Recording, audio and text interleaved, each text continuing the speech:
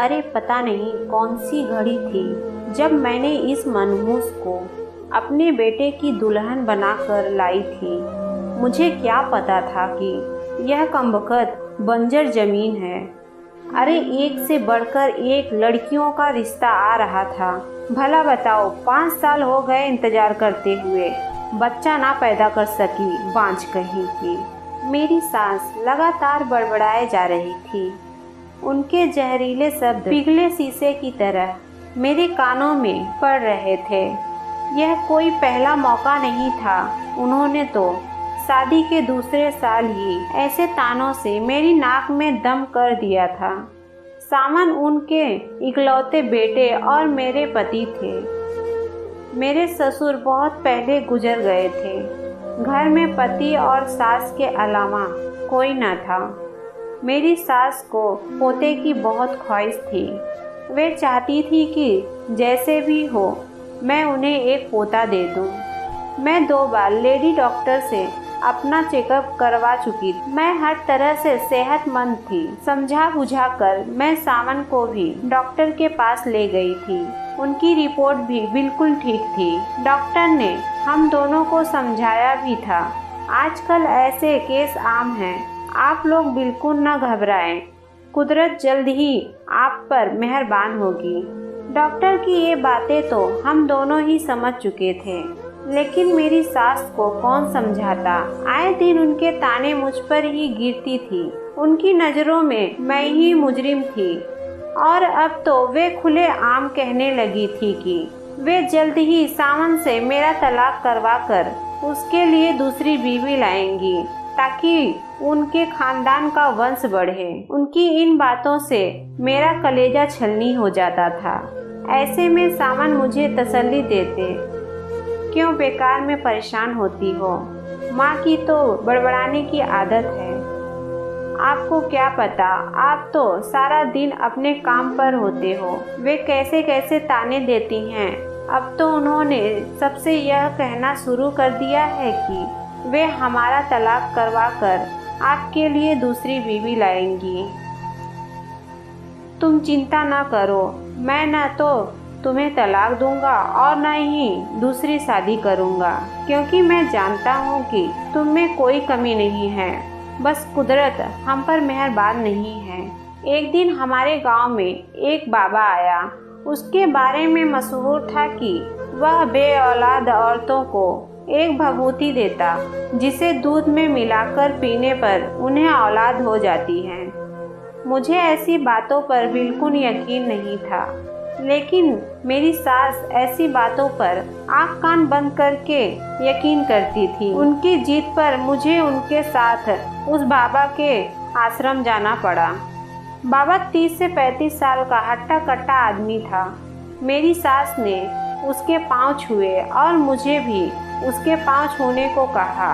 उसने मेरे सिर पर हाथ रखकर आशीर्वाद दिया। आशीर्वाद के बहाने उसने मेरे सिर पर जिस तरह से हाथ फेरा, मुझे समझते देर न लगी कि ढोंगी होने के साथ साथ वह हवस का पुजारी भी। उसने मेरी सास से आने का कारण पूछा। सास ने अपनी समस्या का जिक्र कुछ इस अंदाज में किया कि ढोंगी बाबा मुझे खा जाने वाली निगाहों से घूरने लगा। उसने मेरी आंखें देखी, फिर किसी नतीजे पर पहुंचते हुए बोला, तुम्हारी बहू पर एक चुड़ैल का साया है, जिसकी वजह से इसे औलाद नहीं हो रही है। अगर वह चुड़ैल इसका पीछा छोड़ दे तो कुछ ही दिनों में यह गर्भ धारण कर लेगी, लेकिन इसके लिए आपको काली माँ को खुश करना पड़ेगा। काली माँ कैसे खुश होंगी? मेरी सास ने उत्सुकता से पूछा। तुम्हें काली माँ की एक पूजा करनी होगी। इस पूजा के बाद हम तुम्हारी बहू को एक भभूति देंगे। इसे भभूति अमावस्या की रात में 12 बजे के बाद हमारे आश्रम में अकेले आकर अपने साथ लाए दूध में मिलाकर हमारे सामने पीनी होगी। उसके बाद इस पर से चुड़ैल का साया हमेशा हमेशा के लिए दूर हो जाएगा। बाबा जी, इस पूजा में कितना खर्च आएगा? ज़्यादा नहीं, 7 से 8 हजार रुपए। मेरी सास ने मेरी तरफ ऐसे देखा मानो पूछ रही हो कि मैं इतनी रकम का इंतजाम कर सकती हूँ। मैंने नज़रें फेर ली और ढोंगी बाबा से पूछा, बाबा इस बात की क्या गारंटी है कि आपकी भभूति से मुझे औलाद हो ही जाएगी। ढोंगी बाबा के चेहरे पर फौरन नाखुशी के भाव आए। वह नाराजगी से बोला, बच्ची हम कोई दुकानदार नहीं हैं जो अपने माल की गारंटी देते हैं। हम बहुत पहुँचे हुए बाबा हैं। तुम्हें अगर औलाद चाहिए तो जैसा हम कह रहे हैं वैसा करो, वरना तुम यहाँ से जा सकती हो। ढोंगी बाबा के रौद्र रूप धारण करने पर मेरी सास सहम गई। फिर मुझे खा जाने वाली निगाहों से देखते हुए चापलूसी के लहजे में बाबा से बोली, बाबा जी यह नादान है, इसे आपकी महिमा के बारे में कुछ पता नहीं है।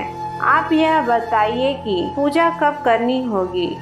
जिस रोज अमावस्या होगी उस रोज शाम के 7 बजे हम काली माँ की पूजा करेंगे। लेकिन तुम्हें एक बात का वादा करना होगा। कि वह क्या बाबा जी? तुम्हें इस बात की खबर किसी को भी नहीं होने देनी है, यहाँ तक कि अपने बेटे को भी। अगर किसी को भी इस बात की भनक लग गई तो समझो उसने अपनी बात अधूरी छोड़ दी। मेरी सास ने ढोंगी बाबा को फौरन यकीन दिलाया कि वे किसी को इस बात का पता नहीं चलने देंगी। उसके बाद हम घर आ गए। 3 दिन बाद अमावस्या थी। मेरी सास ने किसी तरह पैसों का इंतजाम किया और फिर पूजा के इंतजाम में लग गई। इस पूजे में मुझे शामिल नहीं किया गया। मुझे बस रात को उस ढोंगी बाबा के पास एक लोटे में दूध लेकर जाना था। मैं ढोंगी बाबा की मनसा अच्छी तरह जान चुकी थी, इसलिए आधी रात होने पर मैंने अपने कपड़ों में एक चाकू छिपाया और ढोंगी के आश्रम में पहुंच गई। ढोंगी बाबा मुझे नशे में झूमता दिखाई दिया। उसके मुंह से शराब की बू आ रही थी। तभी उसने मुझे वहीं बनी एक कुटिया में जाने को कहा। मैंने कुटिया में जाने से फौरन मना कर दिया। इस पर उसकी भवें तन गई। वह धमकी देने वाले अंदाज में बोला, तुझे औलाद चाहिए या नहीं? अपनी इज्जत का सौदा करके मिलने वाली औलाद से मैं बे औलाद रहना ज्यादा पसंद करूंगी।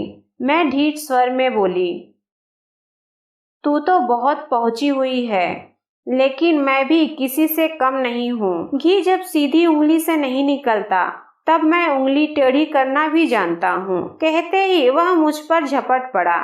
मैं जानती थी कि वह ऐसी नीच हरकत करेगा, अतः तुरंत चाकू निकाला और उसकी गर्दन पर लगाकर दहाड़ी। मैं तुम जैसे ढोंगी बाबाओं की सच्चाई अच्छी तरह जानती हूँ। तुम भोली भाली जनता को अपनी चिकनी चुपड़ी बातों से न केवल लूटते हो बल्कि औरतों की इज्जत से भी खेलते हो। मैं यहाँ अपनी सास के कहने पर आई थी। मुझे कोई भभूति नहीं चाहिए। मुझ पर किसी चुड़ैल का साया नहीं है। मैंने तेरी भभूति दूध में मिलाकर पी ली थी। तुझे यही बात मेरी सास को कहनी है। बस अगर तूने ऐसा नहीं किया तो मैं तेरी जान ले लूंगी। उसने घबराकर हाँ में सिर हिला दिया। तब मैं लोटे का दूध वहीं फेंक कर घर आ गई। कुछ महीनों बाद जब मुझे उल्टियाँ होने शुरू हुई तो मेरी सास की खुशी का ठिकाना न रहा, क्योंकि वे उल्टियाँ आने का कारण जानती थी। यह खबर जब मैंने सावन को सुनाई तो वे भी बहुत खुश हुए। उस रात सावन को खुश देखकर मुझे अनोखी संतुष्टि हुई, मगर सास की अक्ल पर तरस आया, जो यह मान बैठी थी कि मैं गर्भवती ढोंगी बाबा की भभूति की वजह से हुई। अब मेरी सास मुझे अपने साथ सुलाने लगी। रात को जब भी मेरा पाँव टेढ़ा हो जाता तो वे उसे फौरन सीधा करते हुए कहती कि मेरे पाँव टेढ़ा करने पर जो औलाद होगी उसके अंग विकृत होंगे। मुझे अपनी सास की अक्ल पर तरस आता, लेकिन मैं यह सोचकर चुप रहती कि उन्हें अंधविश्वास की बेड़ियों ने जकड़ा हुआ है। एक दिन उन्होंने मुझे एक नारियल लाकर दिया और कहा कि अगर मैं इसे भगवान गणेश के सामने एक झटके से तोड़ दूं, तो मेरे होने वाले बच्चे के गालों में गड्ढे पड़ेंगे, जिससे वह सुंदर दिखा करेगा। मैं जानती थी कि ये सब बेकार की बातें हैं, फिर भी मैंने उनकी बात मानी और नारियल एक झटके से तोड़ दिया। लेकिन इसी के साथ मेरा हाथ जख्मी हो गया और खून बहने लगा। लेकिन मेरी सास ने इसकी जरा भी परवाह नहीं की और गणेश जी की पूजा में लीन हो गई। शाम को काम से लौटने के बाद जब सावन मेरे हाथ पर बंधी पट्टी देखी तो इसका कारण पूछा। तब मैंने सारी बात बता दी। तब वे बोले, राधिका, तुम तो मेरी माँ को अच्छी तरह से जानती हो ना। वे जो ठान लेती हैं उसे पूरा करके ही दम लेती हैं। मैं जानता हूँ कि आजकल उनकी आंखों पर अंधविश्वास की पट्टी बंधी हुई है, जिसकी वजह से वे ऐसे काम कर रही हैं जो उन्हें नहीं करना चाहिए। तुम मन मारकर उनकी सारी बातें मानती रहो, वरना कल को कुछ ऊंच नीच हो गई तो वे तुम्हारा जीना हराम कर देंगी। सावन अपनी जगह सही थे। जैसे जैसे मेरा पेट बढ़ता गया, वैसे वैसे मेरी सास के अंधविश्वास में भी इजाफा होते गया। वे कभी कहती कि चौराहे पर मुझे पाँव नहीं रखना है, इसलिए किसी चौराहे पर मेरा पाँव, इसके लिए मुझे लंबा रास्ता तय करना पड़ता था। इससे मैं काफ़ी थकावट महसूस करती थी। लेकिन अंधविश्वास की बेड़ियों में जकड़ी मेरी सास को मेरी थकावट से कोई लेना देना न था। 8वां महीना लगने पर तो मेरी सास ने मेरा घर से बाहर निकलना ही बंद कर दिया और सख्त हिदायत दी कि मुझे न तो अपने मायके जाना है और न ही जलती होली देखनी है। उन्हीं दिनों मेरे पिताजी की तबीयत अचानक खराब हो गई। वे बेहोशी की हालत में मुझसे मिलने की गुहार लगाए जा रहे थे, लेकिन अंधविश्वास में जकड़ी मेरी सास ने मुझे मायके नहीं जाने दिया। इससे मेरे पिता के मन में हमेशा के लिए यह बात बैठ गई कि उनकी बेटी उनके बीमार होने पर भी देखने नहीं आई। उन्हीं दिनों होली का त्योहार था। हर साल मैं होलिका दहन करती थी, लेकिन मेरी सास ने मुझे होलिका जलाने तो दूर उसे देखने के लिए भी मना कर दिया। मेरा बच्चा पैदा होने से कुछ दिन पहले मेरी सास मेरे लिए उसी ढोंगी बाबा की भभूति लेकर आई और उसे मुझे दूध में मिलाकर पीने के लिए कहा। मैंने कारण पूछा तो उन्होंने कहा कि मैं ऐसा करूंगी तो मुझे बेटा पैदा होगा। अपनी सास की अक्ल पर मुझे एक बार फिर तरस आया। मैंने उनका विरोध करते हुए कहा, माँ जी, मैंने आपकी सारी बातें मानी हैं, लेकिन आपकी यह बात नहीं मानूंगी। क्यों? सास की बहुएं तन गई, क्योंकि अगर भभूति किसी ऐसी वैसी चीज की बनी हुई होगी तो उसका मेरे होने वाले बच्चे की सेहत पर बुरा असर पड़ सकता है। अरे भूल गई तू कि किसी भभूति की वजह से तू गर्भवती हुई थी। उनके लाख कहने पर भी मैंने जब भभूति का सेवन करने से मना कर दिया तो न जाने क्या सोचकर वे चुप हो गईं। कुछ दिनों बाद जब मेरी डिलीवरी होने वाली थी, तब मेरी सास मेरे पास आई और बड़े प्यार से बोली, बहू देखना, तुम लड़के को ही जन्म दोगी। मैंने वजह पूछी तो वे राज खोलती हुई बोली, बहू, तुमने तो बाबा जी की भभूति लेने से मना कर दिया था, लेकिन उन पहुँचे बाबा जी का कहाँ मैं भला कैसे टाल सकती थी। इसलिए मैंने तुझे वह भभूति खाने में मिला कर देनी शुरू कर दी थी। यह सुनते ही मेरी काटो तो खून नहीं जैसे हालत हो गई थी। मैं कुछ कह पाती उससे पहले ही मुझे अपनी आंखों के सामने अंधेरा छाता दिखाई देने लगा।